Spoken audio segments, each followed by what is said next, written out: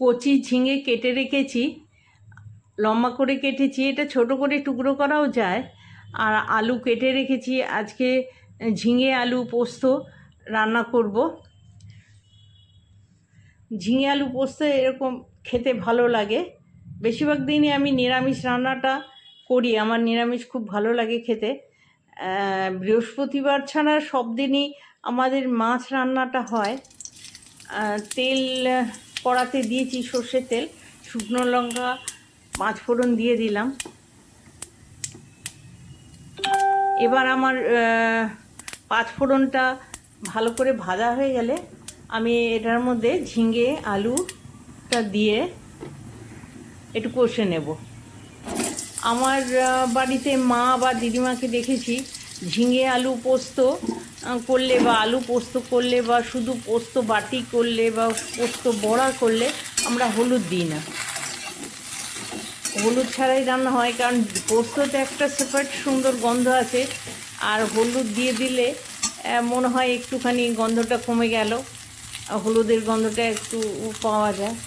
আমি নুন দিয়ে দিলাম, নুন দিয়ে দিলে ঝিঙেটা থেকে যে জলটা বেরোবে সেই জলটাতেই মোটামুটি সেদ্ধ হয়ে যাবে।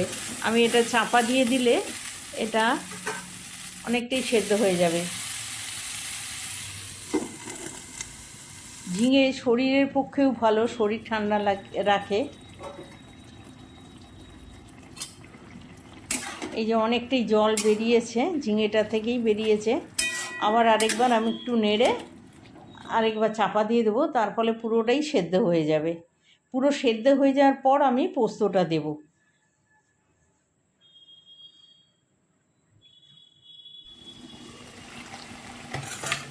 এবার পুরো সেদ্ধ হয়ে গেছে আলুটা, ঝিঙেটা।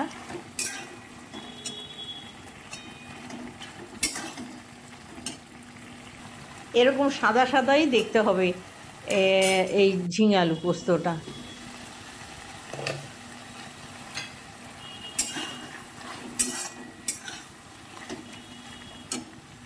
সেদ্ধ হয়ে গেছে, এবার আমি পোস্তটা দিয়ে দিলাম।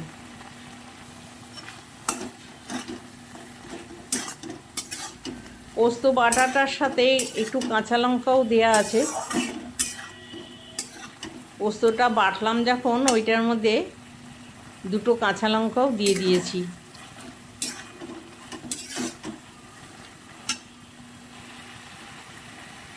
এটা ভাত দিয়েই খেতে ভালো লাগে, গরম ভাতেও খেতে ভালো লাগে।